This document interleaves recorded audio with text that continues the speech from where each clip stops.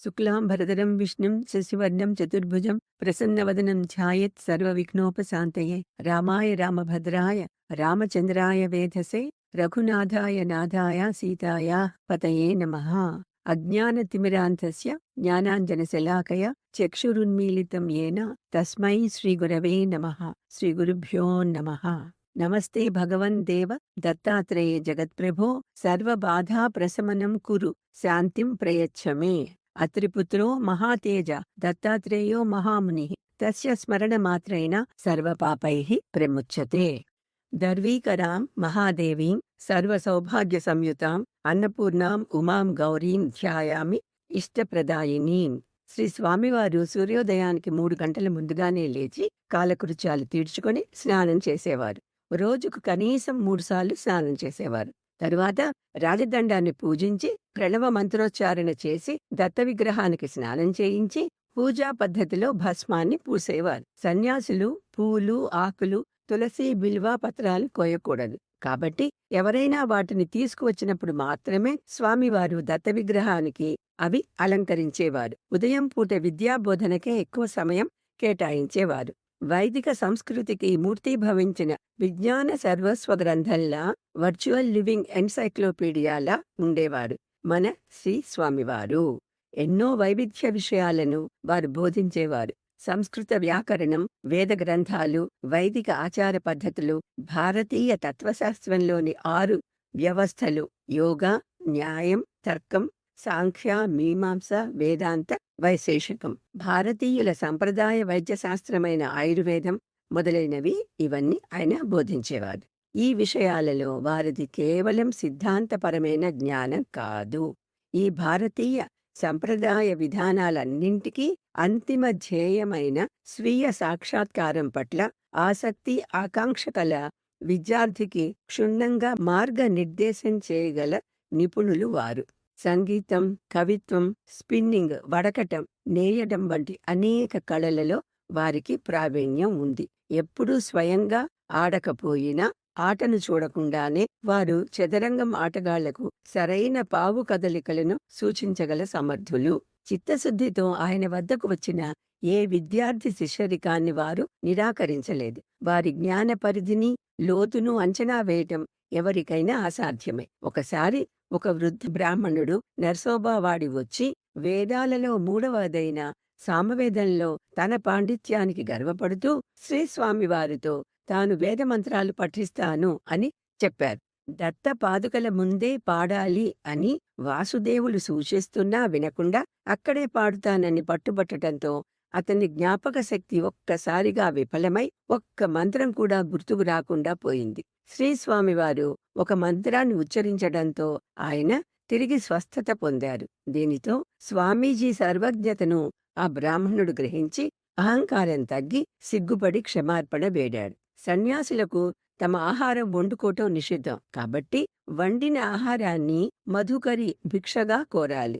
అందువల్ల మధ్యాహ్న సమయంలో భిక్షకై బయలుదేరి శాస్త్రోక్తమైన ఆచారాలు పాటించే 3, 5 దక్షిణ బ్రాహ్మణుల ఇళ్ల నుండి మాత్రమే భిక్ష స్వీకరించేవారు. కొన్ని ప్రాంతాలలో ప్రయాణిస్తున్నప్పుడు దక్షిణ బ్రాహ్మణులు తారసపడక భిక్ష దొరకనప్పుడు వారు కొబ్బరికాయలు, వేరుశనగలు వంటి ఆహారంతోనే గడపవలసి వచ్చేది. అందువల్ల వారికి విరేచనాలు ఇంకా తీవ్రమై తరచూ శారీరక బాధ కలిగేది. కానీ అది వారి కార్యక్రమంపై కానీ కార్యాచరణలపై కానీ ఎటువంటి ప్రభావం చూపలేదు. వారి నిరంతర ప్రయాణం ఎక్కడా ఆగలేదు.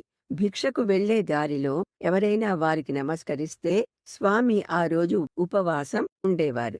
ఒక్కొక్కసారి ఏకాదశి ఉపవాసం చేసిన మరునాడే ఇటువంటి ఉపవాసం కూడా చేయవలసి వచ్చేది. అంటే వరుసగా 2.5 రోజులు నిర్జల ఉపవాసం.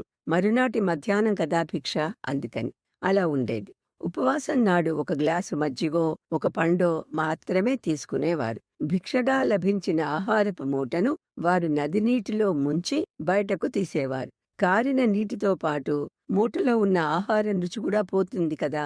సత్యాన్వేషి అయిన సన్యాసి జీవించడానికి మాత్రమే తినాలి కాని రుచి పట్ల పూర్తిగా ఉదాసీనంగా ఉండాలి. ఈ నియమానికి ఒక ప్రజ్వల తార్కాణంగా స్వామివారు నిలిచారు. ఆ ఆహారాన్ని దత్తాత్రేయులకు సమర్పించి 3 సమాన భాగాలుగా విభజించేవారు. అందులో ఒక భాగం నదికి, ఒక భాగం గోమాతకు ఇచ్చిన తరువాత మూడవ భాగాన్ని వారు తినేవారు. సన్యాసి 8 ముద్దల ఆహారాన్ని మాత్రమే, అది కూడా రోజుకు ఒకసారే తినాలనే నియమాన్ని వారు అక్షరాలా పాటించేవారు. మధ్యాహ్న సమయంలో ప్రజలకు వినోదాన్ని పంచేవారు. వారిలో కొంతమంది జ్ఞానం కోసం, సత్యం కోసం వస్తే, చాలామంది వారి వ్యక్తిగత సమస్యల పరిష్కారానికి సలహాల కోసం వచ్చేవారు. వారు ఓపికగా అందరి సమస్యలు విని పరిష్కారాలు చెప్పి వాళ్ళను సంతృప్తిపరిచేవారు. సాయంత్రం స్నానం చేశాక పురాణాలు, గ్రంథాలపై ఉపన్యాసాలు చెప్పేవారు. సరైన ఉదాహరణలతో,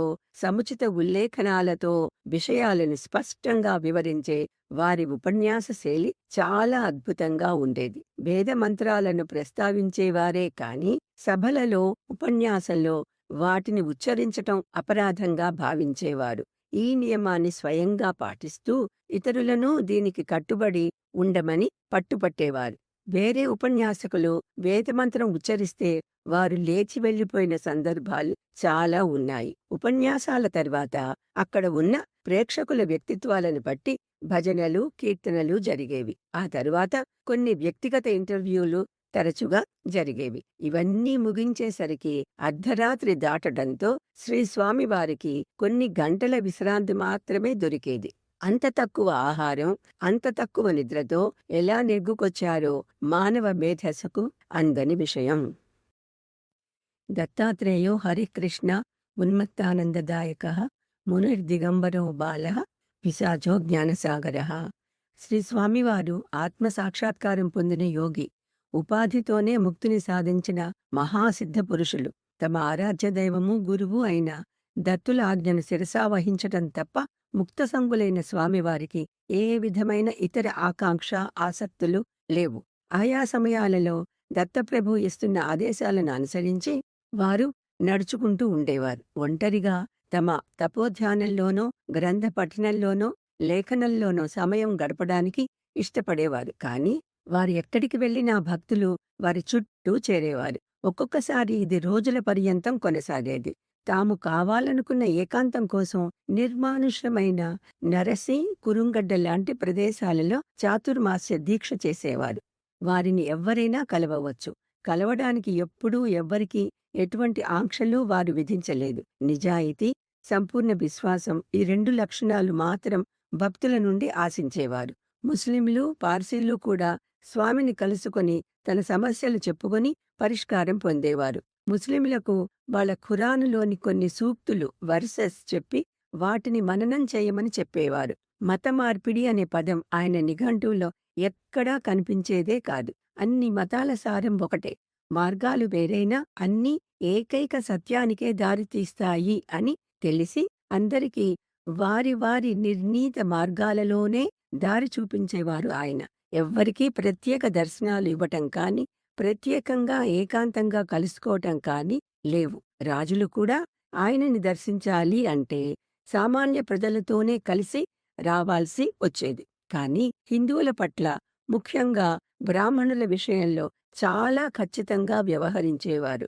తమ మతానికి, ధర్మానికి సంబంధించిన ఆచార వ్యవహారాలు కొద్దిగానైనా పాటించాలని కోరుకునేవారు. వారి ఇష్టం వచ్చినట్లుగా ప్రవర్తిస్తూ ధర్మ మార్గం నుండి గాడి తప్పిన వాళ్ళని, ఆచార నియమాలను పాటించని వారిని ఆయన మన్నించేవారే కాదు. శిఖకు బదులుగా క్రాఫ్తో వచ్చిన పురుషులకు, వితంతువై పొడవాటి జుట్టుతో వచ్చిన స్త్రీలకు స్వామి దర్శనమిచ్చేవారు కాదు. అయితే వాళ్ల మన ప్రవృత్తిలో, ప్రవర్తనలో నిజమైన మార్పు వస్తే మాత్రం వాళ్ళకి పుణ్యస్నానాల వంటి పరిష్కార మార్గాలను సూచించి అనంతరం కలుసుకునేవారు. కొందరు దోషభూయిష్టమైన తమ ఆలోచనా సరళితో శ్రీ స్వామివారిని తప్పుగా అంచనా వేస్తే, మరికొందరు ఆయనను 10 మందిలో కించపరచాలని ఎన్నో రకాలుగా ప్రయత్నించేవారు. ఆయన సాధారణంగా అలాంటి వారి వైఖరిని ముందుగానే గుర్తించి వారిని బొత్తిగా పట్టించుకునేవారే కాదు. ఒకసారి ఒక మహారాజుల వ్యక్తిగత కార్యదర్శిని చూసి, ఇక్కడ ఈ పిచ్చివాళ్ల గుంపులో సమయం వృధా చేసుకోకుండా ఇంటికి వెళ్లి సంతోషంగా జీవించు అని చెప్పి పంపించేశారు. ఒకవేళ ఎవరైనా ఒకరు ఆయనను కలుసుకోవాలని పదే పదే ప్రయత్నం చేస్తే ఆయన మాట్లాడడానికి నిరాకరించేవారు. ఒకసారి ఒక ఆర్య సమాజ సభ్యుడు ఆయనతో వాదించడానికి ఎంతో ప్రయత్నించాడు కానీ శ్రీ స్వామివారి నుండి ఎటువంటి ప్రతిస్పందన లేకపోవటంతో ఆయనపై అరవటం మొదలుపెట్టాడు. శ్రీ స్వామివారు ప్రశాంతంగా నవ్వుతూ, "ఎందుకు అంత కోపంగా ఉన్నావు? నన్ను కొట్టాలని ఉంది కదా! సరే, అయితే ఆ కోరిక తీర్చుకో మరి" అన్నారు. దానితో అతను మరింత రెచ్చిపోయి స్వామిని కొట్టడానికి ముందుకు వెళ్తుంటే సమీపంలో ఉన్న ఒక మహిళా భక్తురాలు గట్టిగా అరవటంతో అతను అక్కడి నుండి పరారి అయిపోయాడు. మరొకసారి వేరొక వ్యక్తి కూడా ఇలానే వాదించి శ్రీ స్వామివారిని అవమానించడానికి ప్రయత్నించాడు. స్వామివారి శిష్యుల్లో ఒకరు మంత్రం ప్రయోగించి అతనికి కంఠం పగలకుండా కట్టువేశాడు. కొంతసేపటికి అతని పట్ల కరుణతో శ్రీ స్వామివారు ఆ మంత్రకట్టు నుండి అతనిని విముక్తుణ్ణి చేసి విడిచిపెట్టారు. తమ జీవితాలలో అనుభవిస్తున్న ఏదో ఒక కష్టము, సమస్య, బాధ నుండి విముక్తి పొందడానికి కొందరు, తమకు కావాలనుకున్న కోరికలు నెరవేర్చుకోవాలనే ఆశతో కొందరు, సత్యాన్వేషణ, భగవత్ స్వరూప స్వభావాలు తెలుసుకోవడానికి కొందరు వచ్చేవారు. అయితే మహాత్ములు పూర్తిగా ఆధ్యాత్మిక పరిణతి పొందిన యోగులు మాత్రం వీరి సాంగత్యాన్ని కోరి వచ్చేవారు. ఘటయ సతామేవ సంగం అనిశం, ఎల్లప్పుడూ సత్సాంగత్యాన్ని కలిగి ఉండు అనే నారద సూత్రానికి తార్కాణం ఇదేనేమో. స్వామిని కలుసుకున్న వారిలో చాలామంది వారి వారి బాధల నుండి ఉపశాంతిని పొందారు. విచిత్రం ఏమిటంటే కుటుంబ పరంగా అందిన వివాహం అయ్యాక ఒక్కనాడు శాంతిగా గడిచింది లేదు. ఎప్పుడూ ఇంట్లో ఏవో చికాకులు, అపార్థాలు, కలహాలు. ఇవన్నీ ఆయనలో వైరాగ్యాన్ని పెంచాయే తప్ప ఏ రకంగానూ బాధించలేదు. స్వామివారు అనుభవించిన శారీరక బాధ కూడా వర్ణనాతీతం. కానీ వారు ఎన్నడూ దాన్ని పట్టించుకున్నదే లేదు. ఒకసారి ప్లేగు వచ్చింది. 3 సార్లు కలరాతో బాధపడ్డారు. 2 సార్లు కుష్ఠవ్యాధితో, చర్మవ్యాధితో, 2 సార్లు పాముకాటుతో 1883 నుండి చివరి వరకు విరేచనాలతో బాధపడ్డారు. ఇదంతా భగవద్ నిర్ణయం అని భావించి అనుభవించారే తప్ప ఎప్పుడూ తగ్గించుకోవడానికి తానుగా ఏ ప్రయత్నం చేయలేదు. తగ్గించమని దత్తుల వారిని వేడుకున్నదీ లేదు. ఒకసారి ఇలాగే చతుర్మాస దీక్ష అయ్యాక ఆచారాన్ని పాటిస్తూ క్షురకర్మ చేయించుకుంటున్నారు స్వామివారు. ఆయన భక్తుడు మంగలితో స్వామివారి పాదాలు చూడమని చెప్పాడట. తీరా చూస్తే 2 పాదాలలో నుండి 20కి పైగా లోతుగా గుచ్చుకుపోయిన ముళ్ళు తీశాడట ఆ మంగలి. ఇది వారి జీవనశైలి. ఎప్పుడూ ఎవ్వరితోనూ చెప్పలేదు, బాధపడలేదు. తానుగా తీసుకునే ప్రయత్నం కూడా చేయలేదు. ఇంత శారీరక స్పృహ లేకుండా ఉండటం ఎవ్వరికైనా సాధ్యమా?